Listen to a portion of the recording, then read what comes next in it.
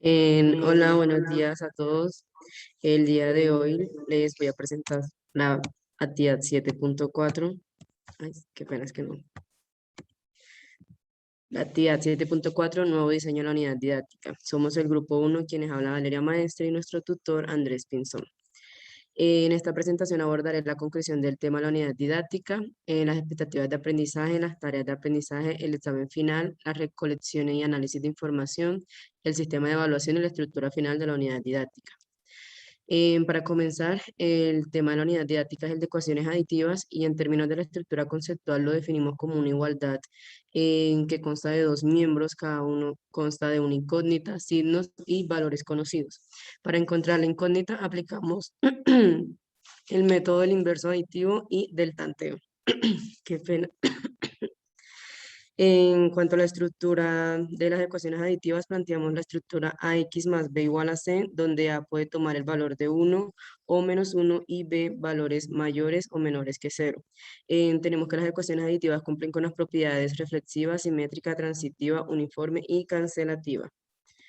En cuanto a los sistemas de representación, consideramos importantes el sistema de representación simbólico, numérico, manipulativo, ejecutable, geométrico, pictórico y verbal. En el caso del sistema de representación ejecutable, encontramos diferentes simuladores virtuales mediante los cuales los estudiantes pueden resolver ecuaciones aditivas. En relación con la fenomenología, definimos tres subestructuras dependiendo del valor que tome A y el valor que tome B, como se mencionó anteriormente.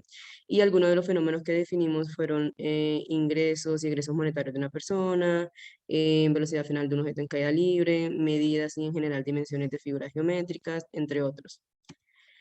En relación con los estándares básicos de competencia, encontramos que nuestra unidad didáctica contribuye a tres estándares principales. Estos pertenecen a los tipos de pensamiento numérico y variacional. Recordemos que la unidad didáctica se implementa en el grado sexto, en nuestro caso en el Colegio Liceo de Cervantes Barranquilla. Y para ilustrar un estándar al cual podemos contribuir es el de utilizo métodos informales como el ensayo y error y complementación en la solución de ecuaciones y algunos de los procedimientos y conceptos asociados con el tema de la unidad didáctica son pues el método de la propiedad del inverso aditivo y el método del tanteo para la solución de ecuaciones aditivas. En términos de las expectativas de aprendizaje planteamos dos objetivos. El primero, formular la ecuación aditiva que modela una situación en un contexto real. El segundo, resolver ecuaciones aditivas mediante la aplicación del inverso aditivo, el tanteo, sumas y restas. En relación con las expectativas de nivel superior, encontramos que la unidad didáctica contribuye principalmente a las capacidades matemáticas fundamentales de matematización, comunicación y representación, y a los procesos matemáticos de formular, emplear e interpretar. Esto al tener en cuenta que los estudiantes deben matematizar las situaciones que se les presentan en las tareas, deben formular las ecuaciones aditivas, representarlas, ya sea verbal o simbólicamente, y comunicarlas con sus compañeros y con el profesor y adicionalmente debe emplear diferentes métodos para solucionarlas. En el caso de la dimensión afectiva tenemos tres expectativas de tipo afectivo. La primera, adquirir seguridad al plantear y comunicar la ecuación aditiva que modela una situación en un contexto real. La segunda, desarrollar el interés por resolver situaciones mediante el uso de las ecuaciones aditivas. Y la tercera, desarrollar el hábito de verificar el resultado obtenido al plantear y resolver ecuaciones aditivas. Esto al tener en cuenta que los estudiantes muchas veces no tienen seguridad al comunicar las soluciones de las tareas, no demuestran interés por resolverlas y en algunas ocasiones no verifican que los resultados y los procedimientos llevados a cabo sean coherentes con la información brindada en la formulación de las tareas. Para el primer objetivo tenemos tres tareas de formulación. La primera, prismas, la segunda, conversión de temperaturas y la tercera, modelando patrones. La idea es que el estudiante pues, pueda representar la situación mediante ecuaciones aditivas.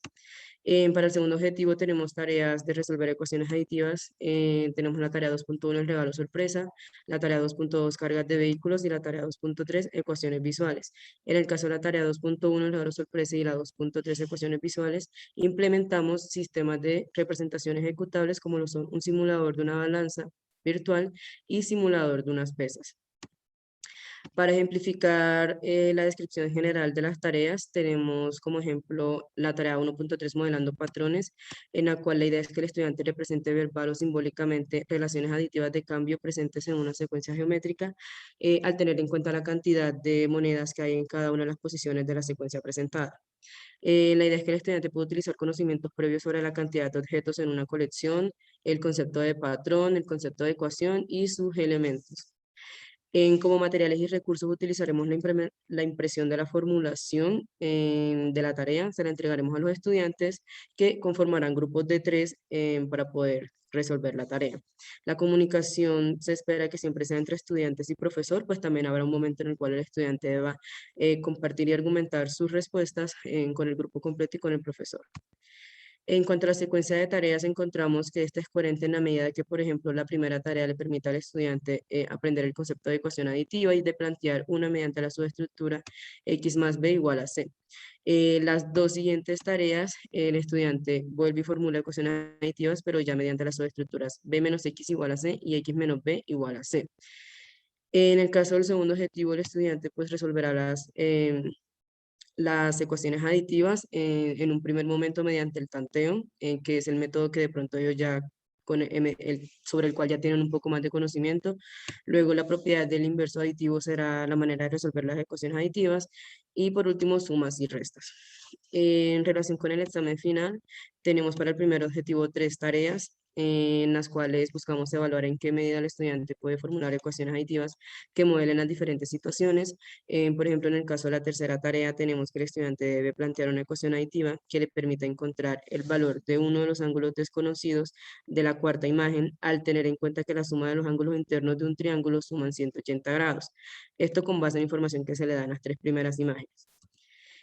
Para el segundo objetivo tenemos 2 tareas en las cuales buscamos evaluar de qué manera el estudiante puede dar respuesta a una pregunta y a una situación al momento de resolver ecuaciones aditivas. Esto más guiado al proceso de interpretación de datos y pues la solución ya como tal de las ecuaciones. En relación con los instrumentos de recolección y análisis de información, empleamos en un primer momento la tarea diagnóstica como aquel instrumento que nos permitirá evaluar o conocer los conocimientos previos que tienen los estudiantes para aprender el tema de ecuaciones aditivas. Tenemos el diario del estudiante mediante el cual podemos conocer su percepción sobre el desarrollo de la dimensión cognitiva y afectiva, y el diario del profesor, que también pues va encaminada a la percepción del profesor sobre el logro de los objetivos, las expectativas de tipo afectivo y los aspectos que contribuyen a la motivación. Como ejemplo de la estructura del diario del estudiante les traemos este. En un primer momento pues se presenta el semáforo en el cual el estudiante debe rellenar con un circulito arriba de cada uno de los criterios de logro el color que representa si logró o no logró activar los criterios de logro o si lo logró con dificultades. Y tenemos el matematógrafo, que es el instrumento mediante el cual el estudiante puede definir en qué medida la tarea permitió la contribución pues, a los aspectos que contribuyen a la motivación, como por ejemplo si la tarea fue interesante y si le generó curiosidad.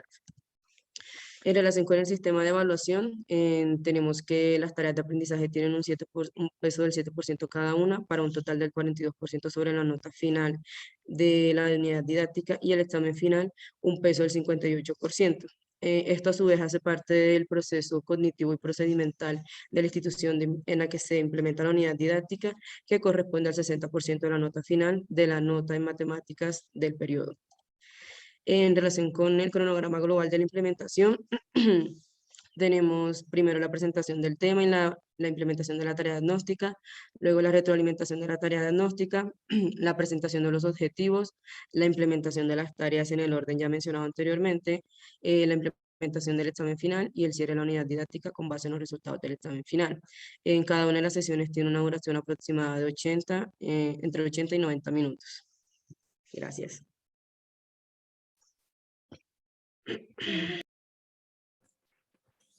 Gracias, Valeria, por la presentación.